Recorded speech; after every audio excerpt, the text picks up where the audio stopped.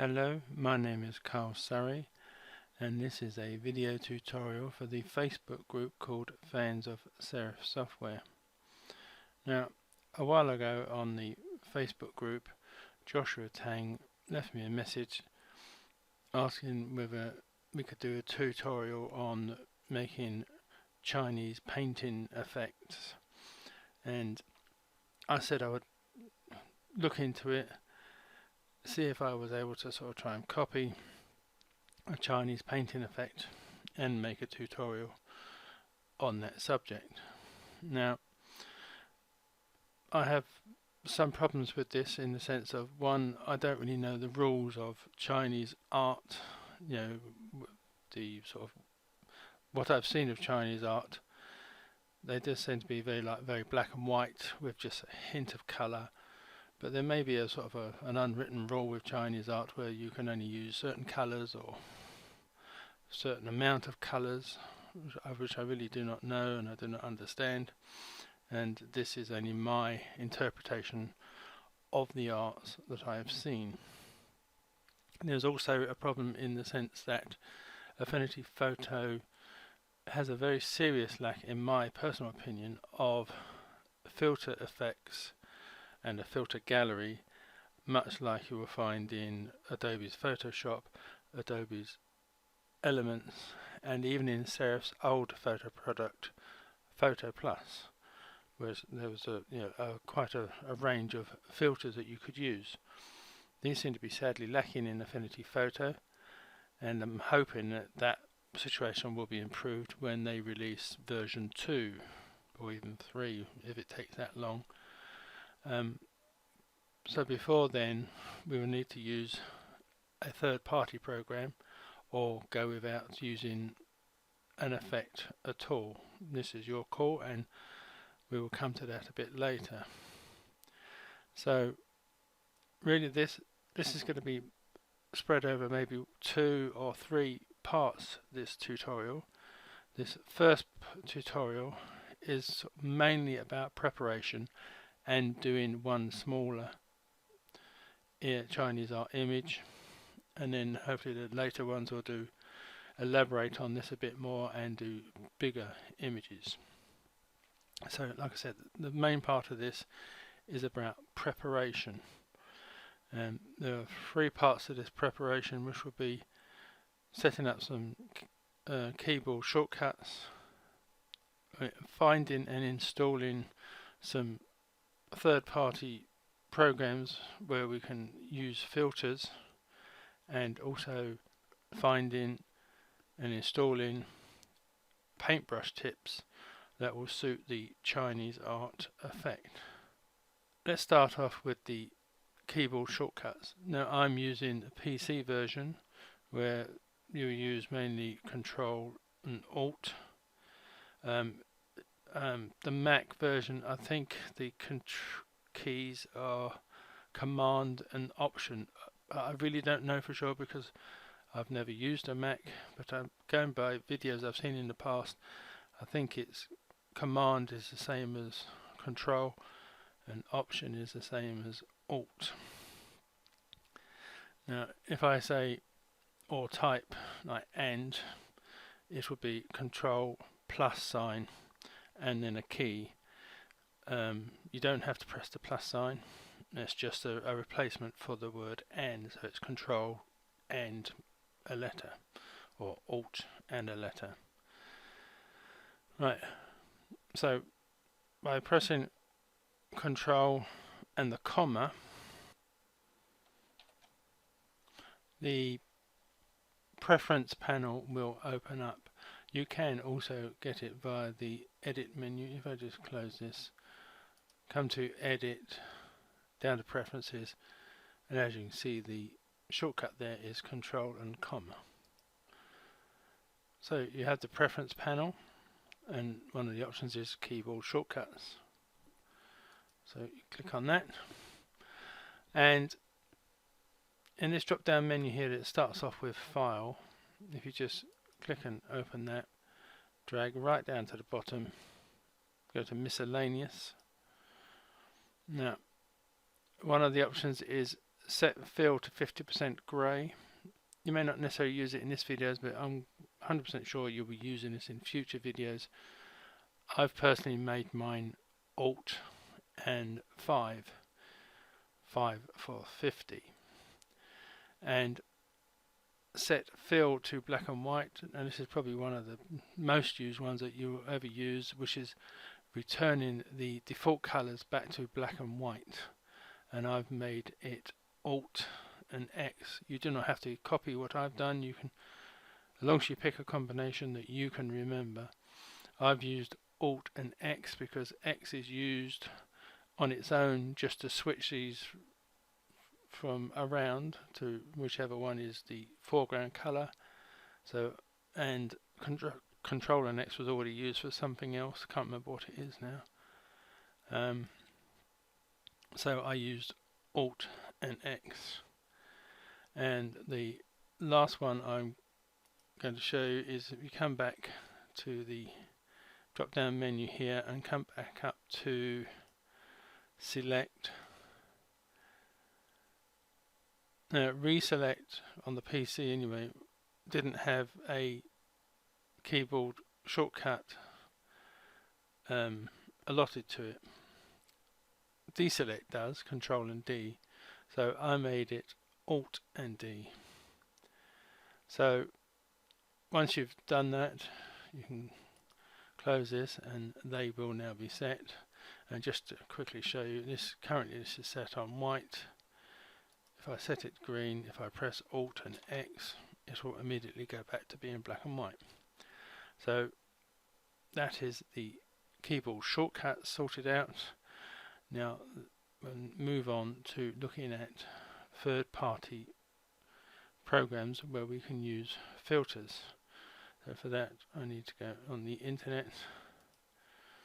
Now there are 3 that I would like to mention, and I will be adding web addresses and whatever in the description for this video. It will end up being quite a long description, so you will need to just click on show more to see all of it when you come to look at it on YouTube. But the first one is FotoSketcher. They have just released a new version of this, which is 3.3. So if you do have an old version, I would suggest that you update it. And it's quite an easy web address anyway. It's just fotosketcher.com. So you can download this one. It does give you different options here that show you what it could look like with and without the filters. And there's various filters that you can use. It is a free program, and it is very easy to get. I think you just come to download over here, and then it goes to the download page. So I will then go on to Google's Nix Collection, which again is free, and I've mentioned a few times. In fact, I've made videos on how to install this and how to use certain parts of this, and it's probably one of the best filter programs out there, and it's 100% free, so there's really no reason not to use it. You can use this one as a plugin. The Foto Sketcher is a standalone program. Nix Collection is a plugin into Affinity Photo, or it can be used as a standalone program. But it is very good, and I very highly recommend you trying it. And the last one is Filter Forge. Now there's thousands and thousands of different filters available here, made by Filter Forge members. The only problem with Filter Forge is you have to pay for it. You can try it for, I think it's about 30 days here, free, fully functional 30-day trial version. So you can download that, but after 30 days it will stop working, or you have to pay for it, and I think it costs about $400. So I'm not going to be using this at all, but if you have it already or you want to try it out, this is it is quite a good option. I have a very early version of this. I think it's version 4, because it was given away free once. So I have got it and I have tried it, and it is very good, but I will not be using this because it is a paid for version and it's so much easier to use the free ones. So that is the external programs part of the preparation out of the way. Now we come to brush tips. Now, sorry, let's go back to the web address here, and when Joshua asked me to look into doing Chinese art, I did a Google search and I found this website, which is 10 steps Photoshop tutorials, and it is hopefully making this sort of tiger image here, and it gives you the steps on how to make it. So like make a white background and get your image, and it sort of gives you a step-by-step guide on how to do this, resulting in this finished picture here. Now obviously the Photoshop steps are slightly different to Affinity photo steps, but you could use this as your guideline of what to do, or you can follow this video, or you can also look at the written tutorial which I've done for this part of this experience, this tutorial, which is downloadable or previewable in the file section of the Facebook group. But at the top of this page here you have links to the places where you can get the image and the paintbrushes to make this image. So as you've got here, the white tiger image, it can be downloaded here. So if you just click on that, the tiger image will open up, and you can sort of just right click and save picture as, and use this as to follow the tutorial with.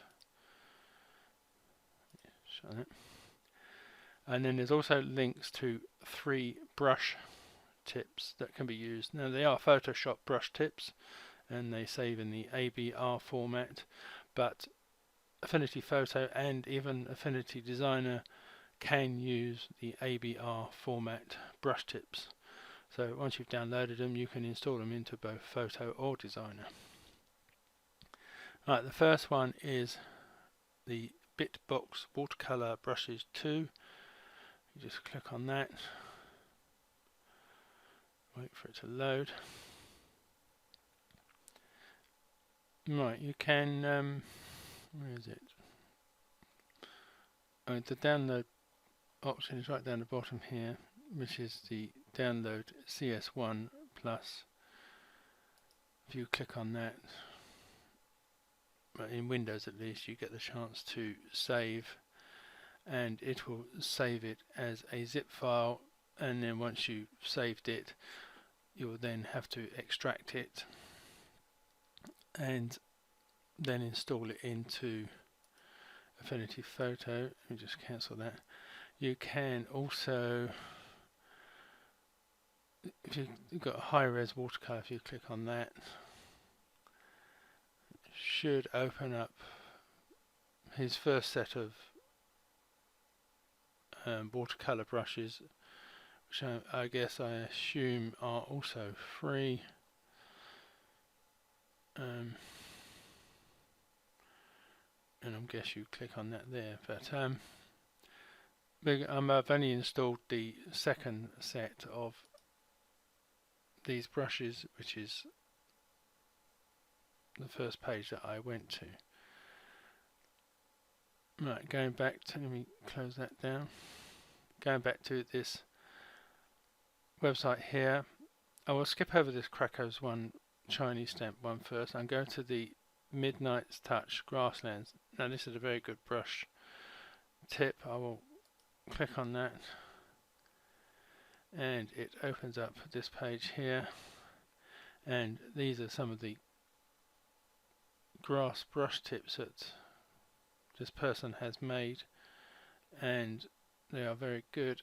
And I believe the download button is that one there, so if I click on that, you see it comes up here, save, which I already have saved, but again, like before, now this one doesn't download as a zip file, it downloads as an unzipped ABR file, so this one can just be put into Affinity Photo Designer as it stands. I'll just cancel that, close this one. Now going back to this Krako's Chinese stamp, and if I click on download here, we come to this site here, which, looking at the language here, looks like French, but if you just click anywhere up here in the top where the cursor changes to a hand, then comes to click enter, and then there are currently 5 available sets. Now you got grunge brushes 3, grunge brushes 1. This one again is grunge brushes 1. I have downloaded both of these and they both look to be exactly the same, although that one just says grunge brushes, and this one should be grunge brushes 2, I would imagine, but like I said, they look exactly the same to me. And grunge brushes 3 is different. The one we're going to go for is miscellaneous brushes 2.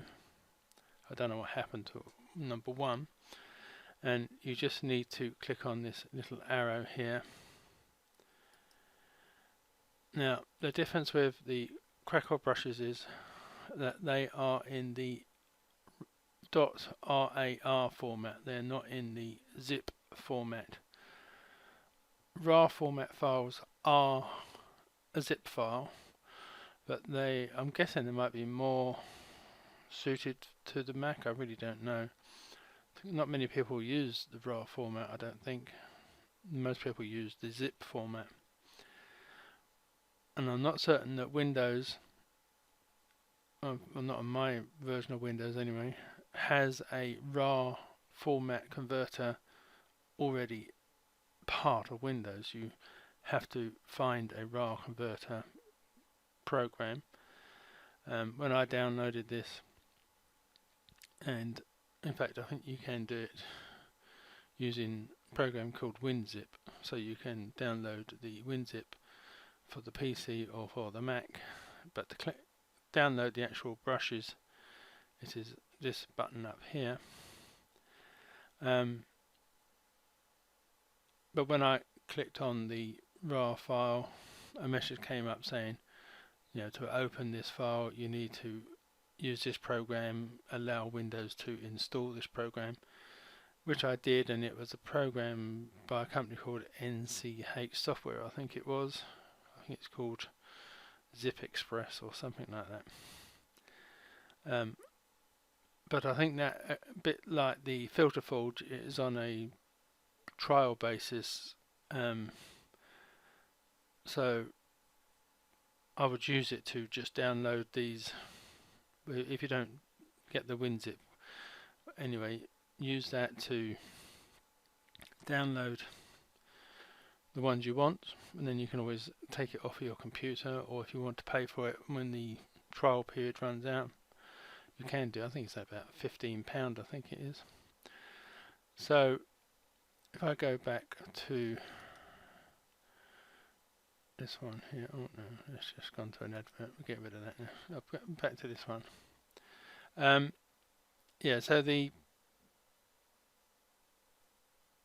brushes that we're looking for is part of the miscellaneous brushes option. There is also another one over here, but this downloads just as a JPEG, and it has all these sort of paintbrush daubs and I'm guessing you cut one out and then you make that a brush tip, but that's a totally different process altogether, so I would probably avoid that one and do the miscellaneous, one of these grunge ones and this other grunge one here, and then you'd have a load of different brush tips to use.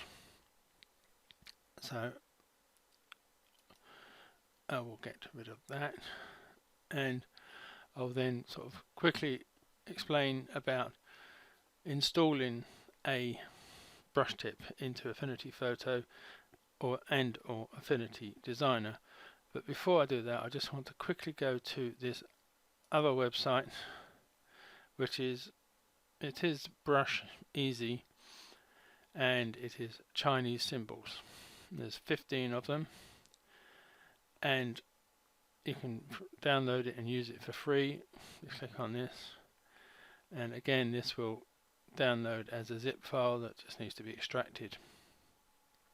And it was this one I'm going to show you how to install into Affinity Photo, and you can just repeat the process to do all the others.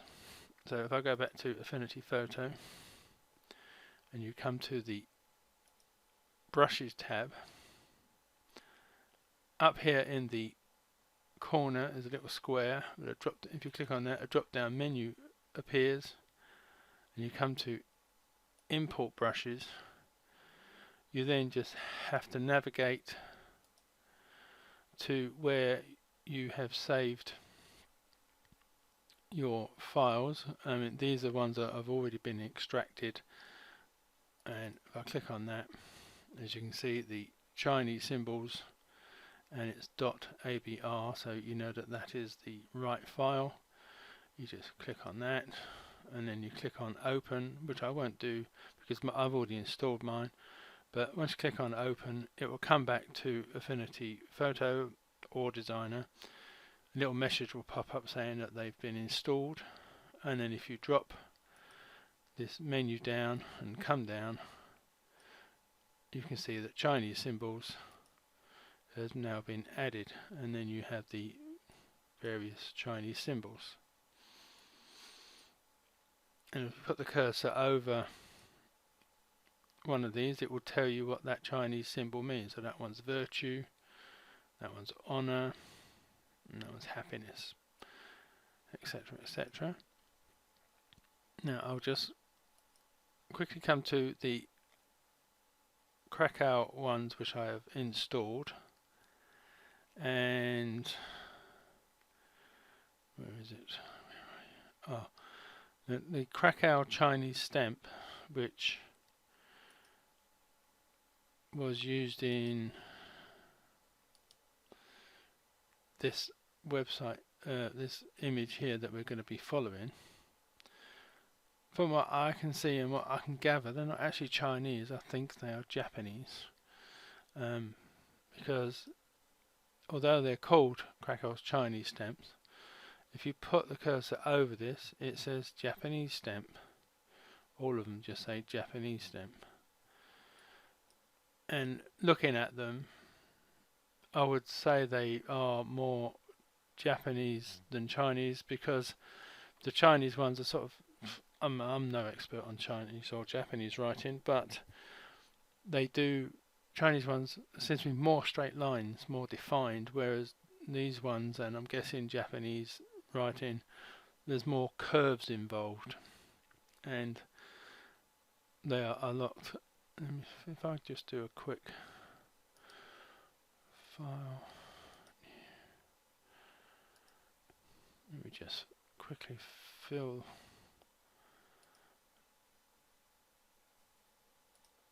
this with a colour, and then come to the brush tool. That one will do. Let's try that one. I'll just make this bigger. As you can see, there are more curves involved, whereas if I go back to the other Chinese symbols one,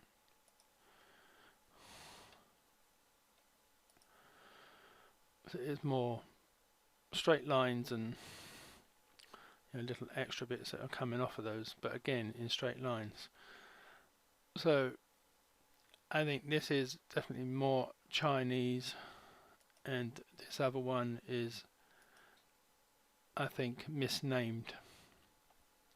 I mean, you can still use them on your image, and 9 out of 10 people, especially in the English-speaking world, wouldn't know the difference whether it was a Chinese or Japanese symbol. So let me just get rid of that. So as you can see, I have already downloaded the tiger image, which I got from clicking on this option here. So it's now just a case of following the options, the steps in this little mini tutorial here. So that is the preparation side of this finished. We are now moving on to the tutorial part of this tutorial. So I've just got to prepare a few things. I'll be back. Okay, I have, as you saw before, downloaded the tiger image, and going by the first step in this little online tutorial is to make a background and fill with a color. They've made this a small size, but I'm going to make mine a bigger size.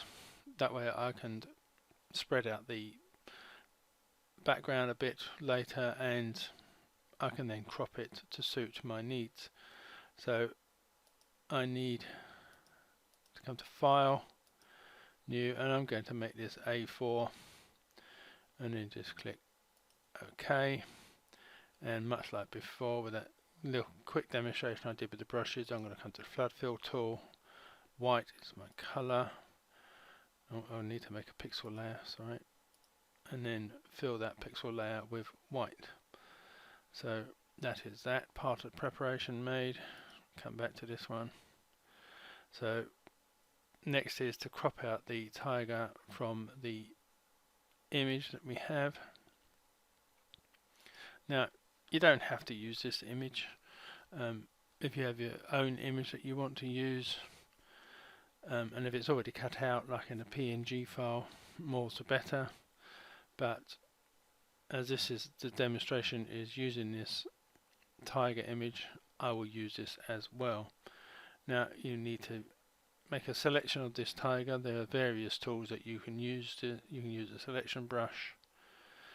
What I'm going to use is the pen tool, which is down here. Is in the same, yours might be set up to be on the node tool, but the pen tool is in the same menu, or you can just press the P on the keyboard and the pen tool will be selected. Now along the top here you have various modes. You have the pen mode, smart mode, polygon mode and line mode. Now I'm going to use, mainly because I'm a bit lazy I think, I'm going to use the smart mode, mainly because this one is a small image. There's not a lot of in and outs details except maybe sort of around this area. So the smart mode is more than adequate. So I just find a start position and click, and then just move along the edge of the tiger, and because it's in a smart mode it will select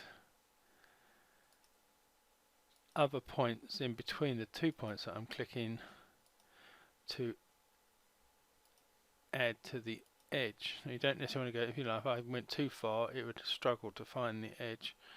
So you can sort of, as long as it's in a fairly straight line from where you've last clicked, you can do it like this, and it is much quicker than, say, like with the polygon mode where you sort of really have got to take a bit more time and care.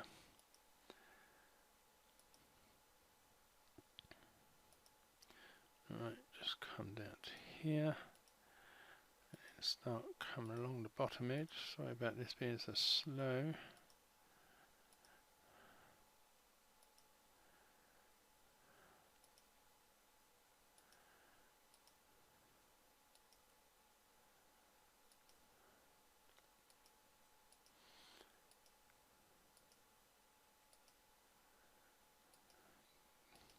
Getting there.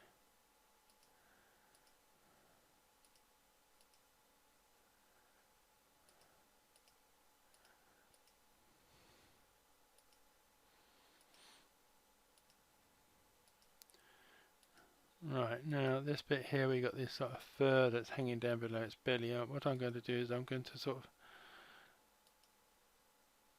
not select that at the moment. I'll come back to that in a sec.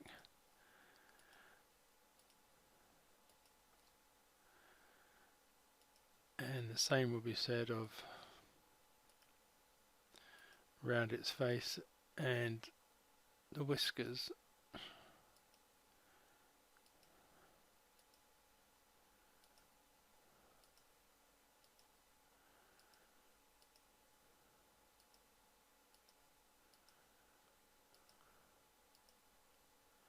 Almost there. Sorry for the time this is taking. And when you get back to the start one, you just click on that again, and then you pretty much have the object selected. And now these two were masked out before, but now you've made a selection, you can either click on mask and it will add a layer mask to hide the background, or what I'm going to use is click on selection, and then it'll show the selected area by these little marching ants around the tiger. And as you can see, the whiskers are not part of that selection, which is why we're going to try and pick them up now.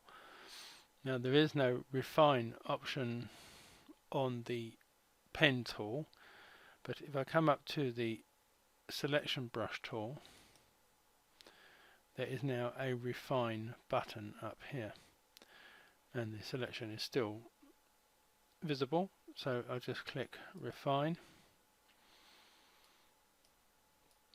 Now I think by default it is set in overlay, which means that everything that is outside the selection area is in red.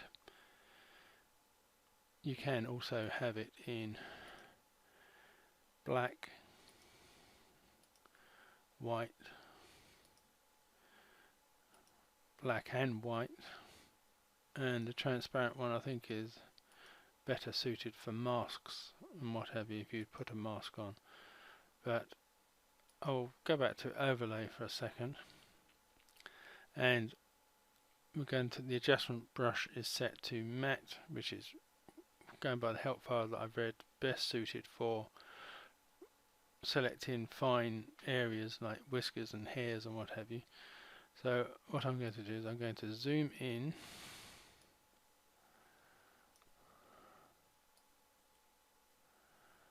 fairly close. I'm just going to make the image pixelated, but it does mean you can see these whiskers. So what I'm going to do is I'm going to reduce the brush size by using the square bracket keys, and then I'm just going to paint over these hairs as I can see them. Now this is a fairly small and fairly pixelated image to start with, so there's not a lot for this brush to actually detect.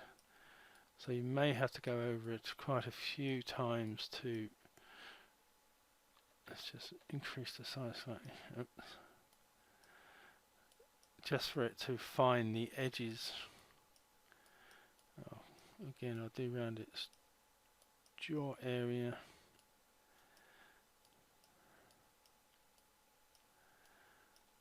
So the whiter the whisker, the more likely it is going to pick them up.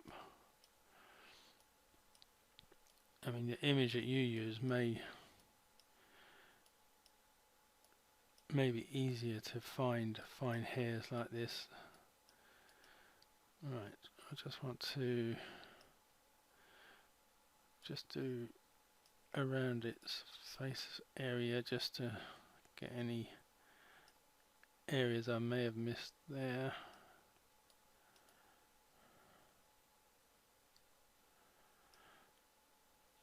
And then come up to those few hairs that are around its belly area. Again, much like the whiskers, you may need to go over it a few times just for the program to find those pixels. I mean, if I come back out, Control and 0, if we say, for example, pick the black matte one, those whiskers show up a bit better. So as you can now see, these are now been selected as some of those hairs in the belly area. So I will leave that like that. That's more than enough. There is a pretty good video made by Affinity, by Serif, I should say, which explains better how to do this refining of selection. If I remember, I'll add it to the description, the link to that to the description, and it is also in the written tutorial that I've made. I would suggest you look at that because that goes into a lot more detail than I have done here. So I'll just click apply, and then although the selection area doesn't look like it has selected those areas at the moment, if I press Control and J, it will duplicate that selected area and only that selected area onto a new layer. And if I remove the tick from this bottom layer to hide it, and then I press Control and D to get rid of the selection area, you can see that has included those whiskers and the few hairs underneath its belly there. It's not a perfect selection, but it's good enough for this tutorial because we're going to be changing it into sort of an art drawn image, so a few rough edges is not necessarily out of the way in the end image we're trying to go for. So what I would do at this point is I would export this image as a JPEG, a PNG file, and without the background. So you can keep this hidden, this bottom image here, and then just come to File, Export, select PNG, and then from this drop down menu, Selection without background, and then click on Export and save that file. As you can see, I've done it a couple of times in practice, but I will call this one number 2, save. So we've now got that saved, so you can, in theory, you can close this down, get rid of it, or if you are not going to be using a filter from a third-party program, you could use this one to copy and paste it into your background layer that we made earlier. I'll leave that call up to you, but I'm going to close this down because at the moment I don't need this. So I've got the background layer which I made earlier, but first what I need to do is to alter the tiger picture which I made earlier. Let me reduce these all down, and I'm going to open Foto Sketcher, which is one of the programs which I said to you about. It is free and you can download it, and one of the options is open picture. Then I've just got to find where I saved it. I think it's in here, or not. Where did I save it? Oh, this does it alphabetically, so if you right down the bottom. Sorry for the delay. There we go. That one there. Open. So it will open the image. At the moment they're both the same because that is the original and this is what it will end up looking like. And this is the panel where you can make the alterations to suit your needs. Now I'm just going to zoom out slightly so I can see more of the whole of the image in that little preview box. Now if you do this drop down menu, there are loads of different pencil or painting styles, and this little parrot logo that's to the right of this will give you a quick idea of what those different styles would look like. So if I just say, click on the watercolor one, this will have to give you a very fuzzy image, but I'm going to go for the very first one, which is pencil sketch 1, and then I'm going to make some alterations, and you can use whichever filter you want and any alterations you want.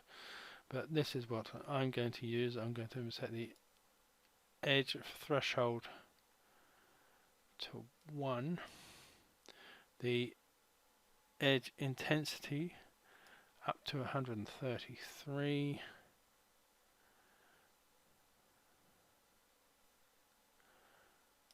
come on, 33, color intensity I'm going to go to 34, darken and lighten I'm going to set on 99,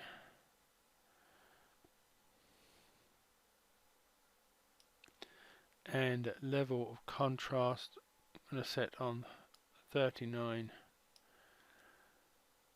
and then I'm just going to click on the draw button. You just need to wait a few seconds, and if you're happy with the end result you can get rid of this box, or you can pick a different filter or different settings and redraw it again.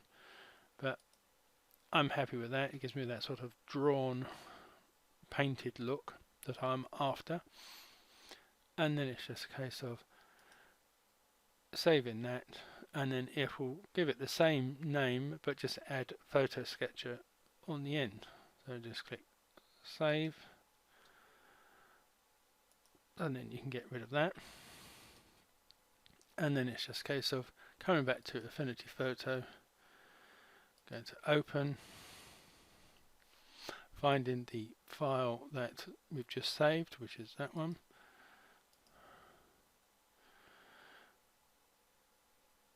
and it's not as well defined as the other one, the original was, but then it does look more painted.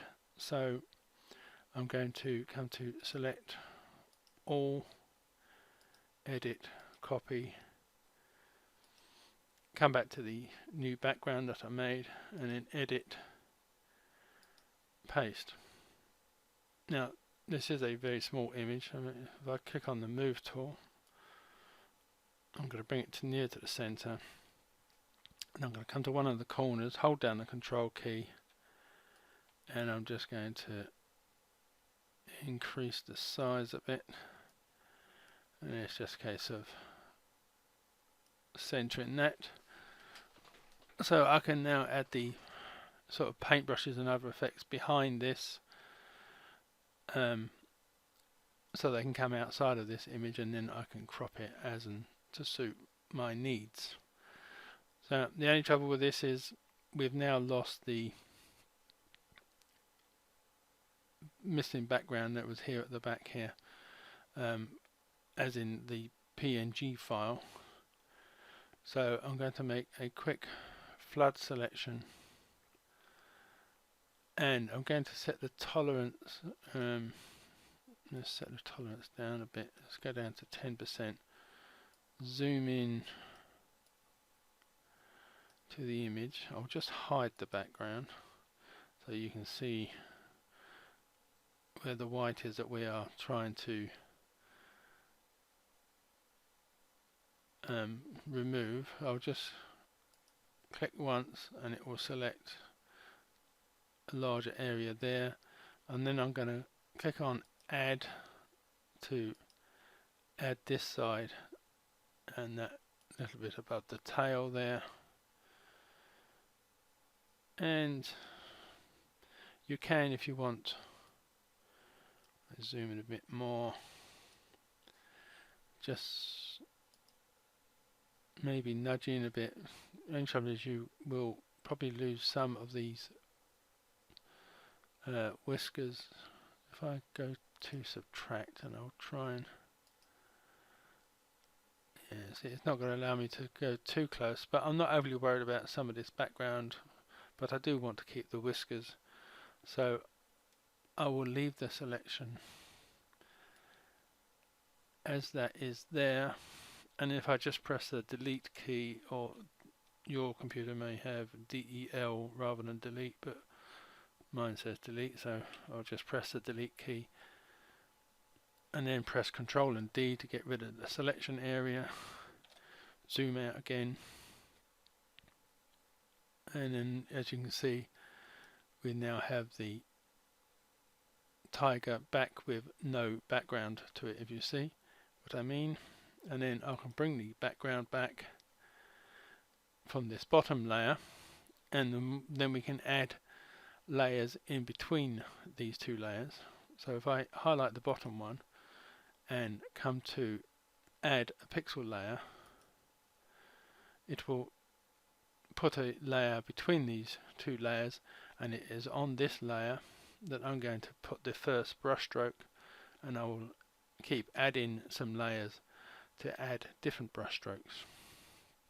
So you need to come to the brush tool or paintbrush tool, or you can press B on the keyboard. Black is the color that is set. I'm going to come to brushes, and I'm going to come down to the BB watercolor 2, and these are, if you hold the cursor over each of these, you can see that its name comes up, which is basically just numbers. I quite like numbers 13 and 14, so I'll try 14 first, and as you can see it is quite big, but you can just use the square bracket tool to reduce its size. And as it's on the pixel layer that's below the tiger image, the effect is behind the tiger, not in front. So I'll just case of seeing where you want to put it and where you what you think works best. I'll put it about there, I think. Now I can reduce the opacity of this just to sort of, you know, hide it or bring it back to whatever strength you think is best. I'm going to go around for the sort of 80% mark, and then I'm going to add another pixel layer, and it will make that layer above the one we just made. I'm going to try number 13, and I'm going to change the color to a reddy orange color. Let's try that one. It's probably a bit wishy-washy. Let's try and make that a bit darker, maybe. That's a bit better. So you can, if you wanted to make this under the black, what you can do, if I highlight this bottom layer and then click make a pixel layer again, this will now be under the black daub, whereas this pixel layer, it will be above the black one. So well, I think I'll go underneath and try about, just reduce the size slightly. Try about there, I think. Now you don't have to use a colour. You could go with another black daub of paint, whichever you want to use. Again, you could reduce the opacity just so it is a hint of the colour behind there. Let's go for 80% again, so it's just a hint of colour. So, as I now have a ready-made unused pixel layer up here, I will click on that, and I'm going to add the grass brush tips. So again, I'm going to put these back to black and white just by pressing the Alt X, which I made earlier, and then come back to the brush tips and come to the grasslands by Midnight Touch. And the ones I quite like on this are number 12 and number 13, which are quite small, but I'm just going to raise these up in size, and they are set to black. Now, as this layer is below the tiger layer, they will go behind the tiger. So these ones here, I'm going to just click them but not go over the tiger image.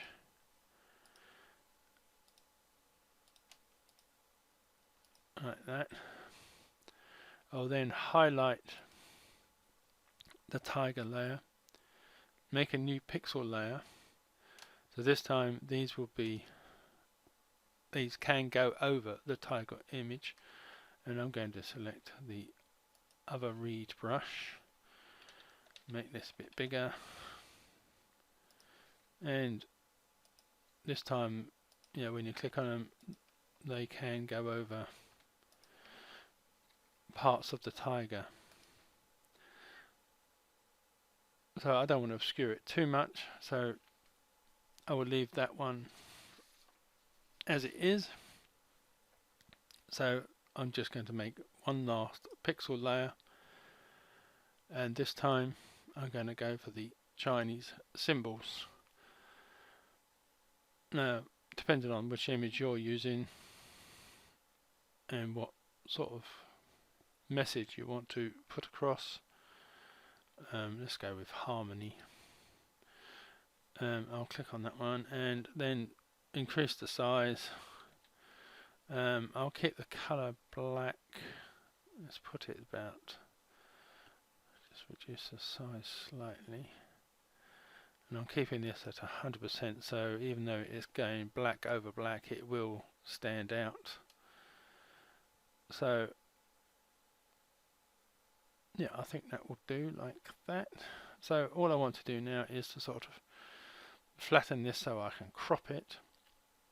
And to do that, if I right click this very top layer and come to merge visible, it will add a layer at the top which is a combination or flattened version of all the layers below.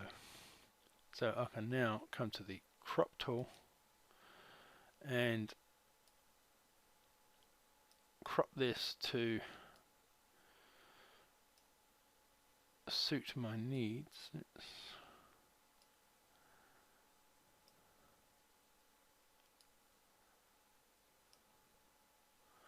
Yeah, that would do, and then just double click in there to make that the effect. And that is pretty much the end of this part of the tutorial. I will be making a second and possibly a third part showing other ways of doing Chinese style images, but this is just me following as best I can this tutorial here. I mean, as you can see, he used the red at a much brighter color. In fact, I think at the end I didn't do this bit. What did he do here? Oh, he created a hue saturation adjustment layer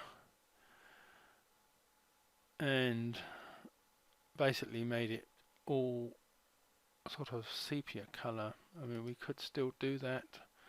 Come back to adjustments hue saturation adjustment,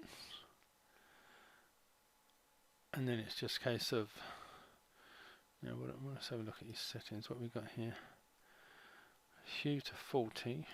Right, we can do that. 40, I'm guessing, is plus 40 rather than minus 40. No, don't look right.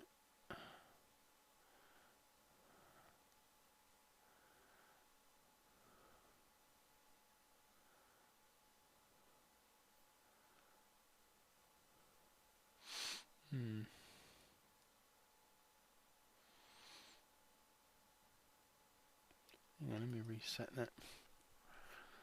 This must be better if I get rid of that, delete this, and rather than go for hue saturation, go for where is it? Recolor might be a better option. 40 is probably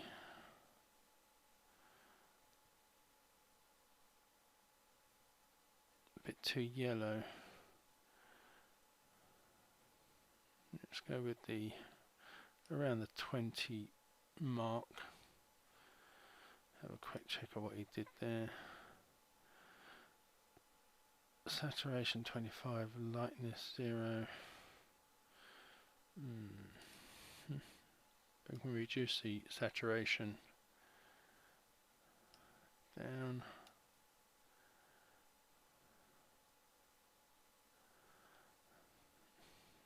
Not so sure I like that so much. Let's delete that a second. Let's try the coarse sepia, which is a ready-made option. Yeah, that's a bit better.